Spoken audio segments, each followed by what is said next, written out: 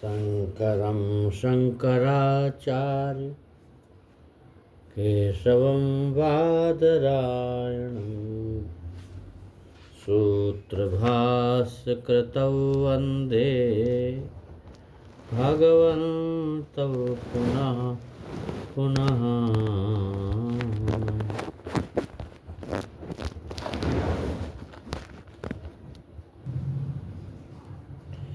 शङ्करं शङ्कराचार्य केशवं बादरायणं सूत्रभाष्यकृतौ वन्दे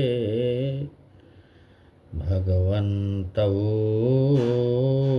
पुनः पुनः।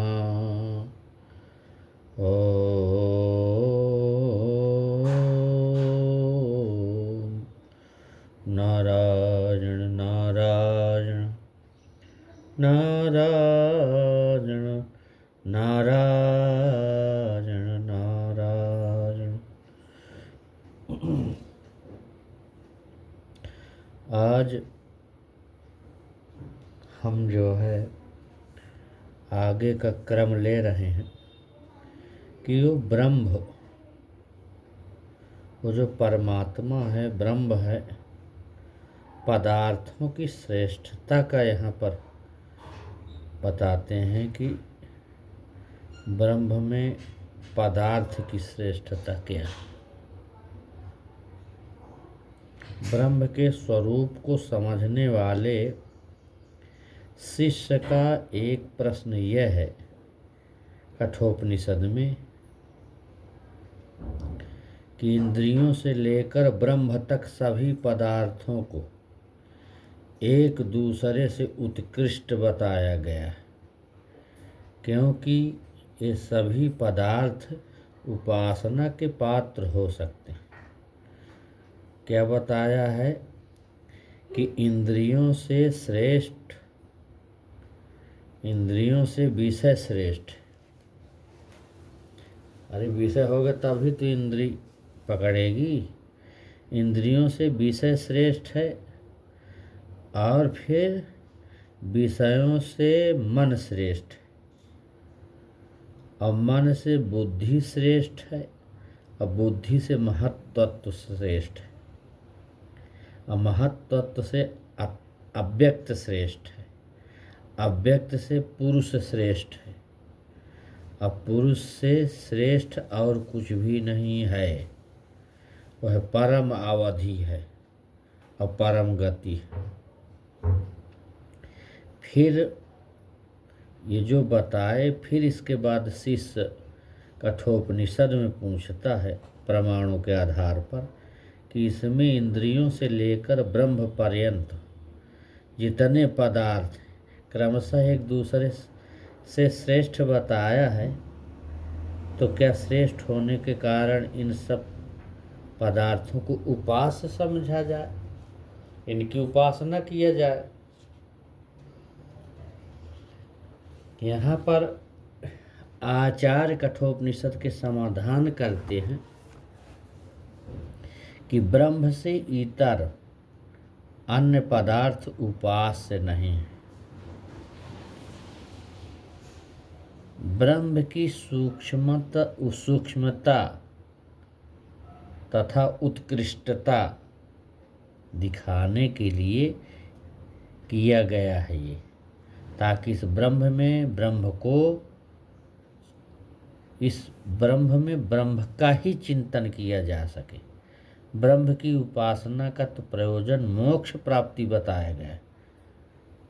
अन्य पदार्थों की उपासना का कोई प्रयोजन नहीं है। प्रयोजन के अभाव से ब्रह्म से इतर जो अन्य पदार्थ को उपास्य नहीं माना जा सकता। उपास्य तो एकमात्र सर्वोत्कृष्ट ब्रह्म ही है, वो परम सत्ता है। इस प्रकार यह सिद्ध होता है कि क्रमशः एक दूसरे गुण की उच्चता बताने के बाद भी सब ब्रह्म में ही विद्यमान है, और इसलिए जो इतर पदार्थ हैं और उन्हें उपास्य नहीं माना जा सकता। जब हम यह कहते हैं कि इंद्रियों से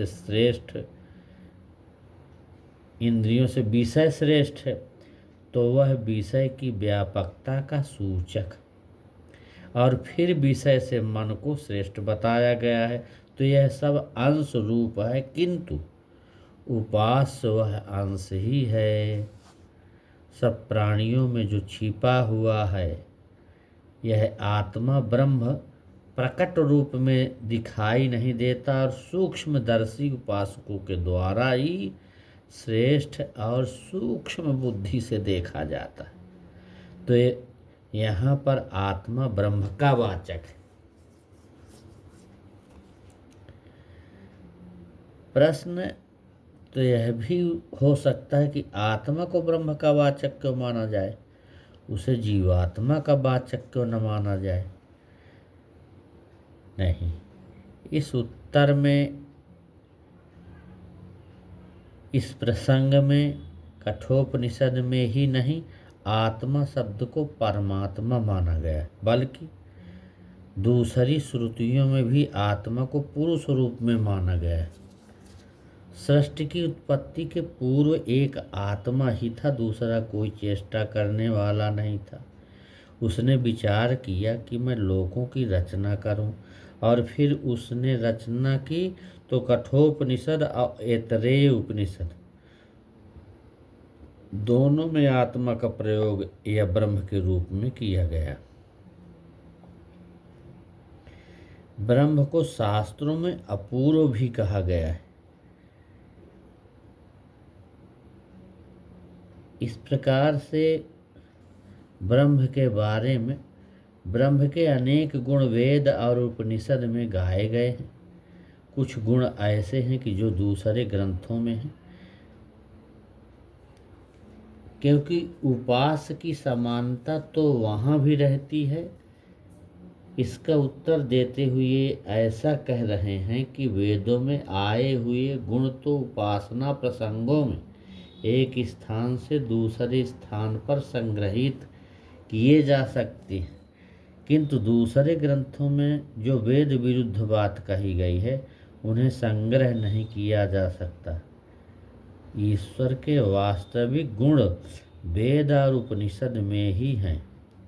वेद के विरुद्ध किसी भी उपासना पद्धति को वेद पक्षीय उपासना पद्धति में सम्मिलित नहीं किया जा सकता।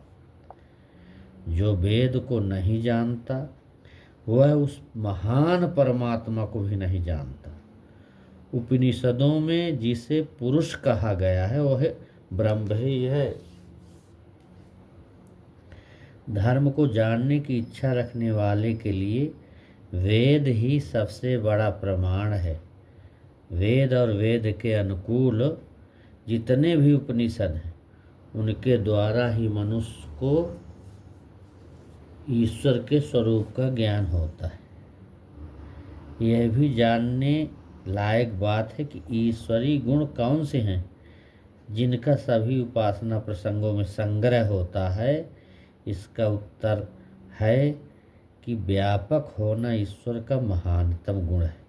ईश्वर का धारण करना और पोषण होना भी सर्वत्र संग्रह वाले गुण हैं। ये अथर्ववेद में कहा गया कि ब्रह्म ने ज्येष्ठ शक्तियों को धारण किया हुआ है, और उसी ब्रह्म ने सृष्टि की आदि में द्युलोक का विस्तार किया, और वह उसमें क्या है, व्यापक है।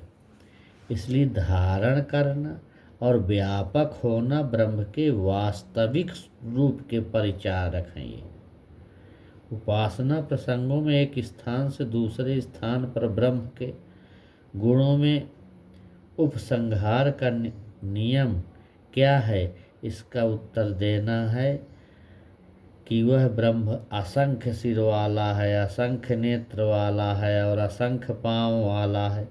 इस कथन से ब्रह्म की अनंत ज्ञान शक्ति, अनंत दृष्टि शक्ति तथा अनंत गति शक्ति का बोध होता है। इस मंत्र में ब्रह्म को आनंद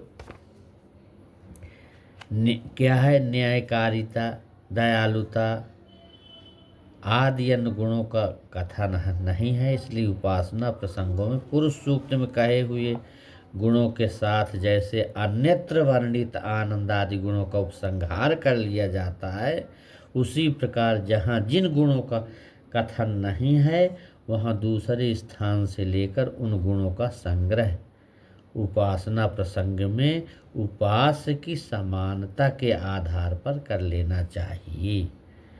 यही पुरानी परंपरा थी।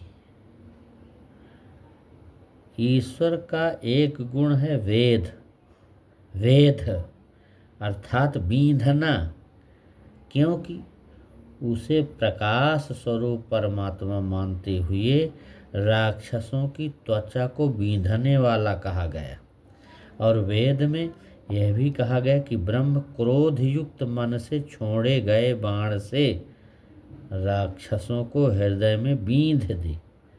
तो क्या छेदन आदि जो ईश्वर के गुण हैं, क्या इसका अभिप्राय यह है कि उपासना प्रसंगों में किया जाना चाहिए।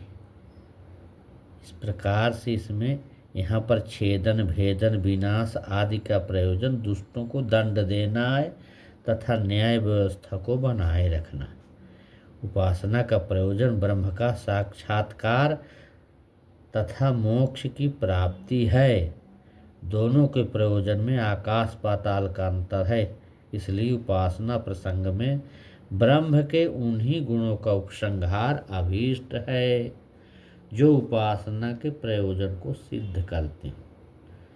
ये छेदन भेदन विनाश आदि का गुण इस प्रयोजन को सिद्ध नहीं करते, इसलिए उपासना प्रसंगों में उनका संग्रह नहीं किया जाता।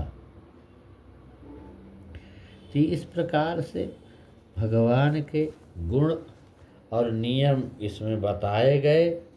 उन्हीं नियमों से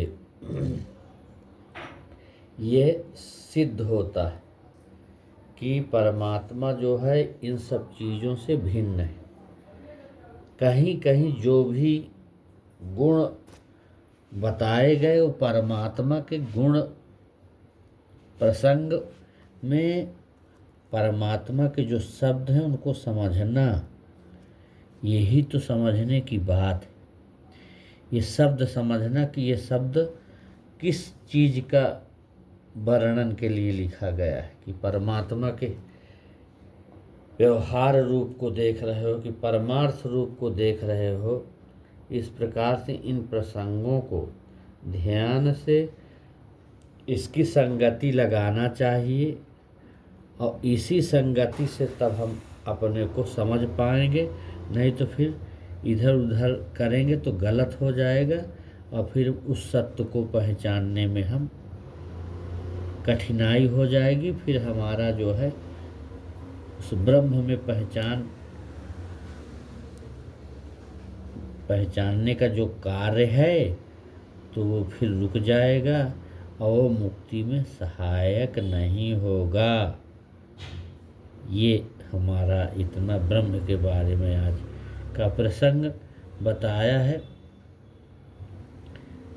अब इसको ध्यान से समझ करके इसकी संगति लगाने का प्रयास करना चाहिए और ठीक ठीक सुनना चाहिए, क्योंकि थोड़ा सा ये विषय थोड़ा सा कठिन जैसा है। इसलिए मुक्ति पाने के लिए तो सब चीज़ सोचना पड़ेगा, समझना पड़ेगा, तब जाके कंप्लीट हो पाएगा। धीरे धीरे थोड़ा थोड़ा समझेंगे। बस आज यहीं तक, कल फिर इसके आगे का क्रम लेंगे, आगे बताएंगे किस प्रकार मुक्ति मिलती है, बद्ध आत्माएं किस प्रकार मुक्ति में जाती हैं। ये सब धीरे धीरे थोड़ा थोड़ा प्रयास करेंगे बताने का। ओम शांति शांति शांति। ओम।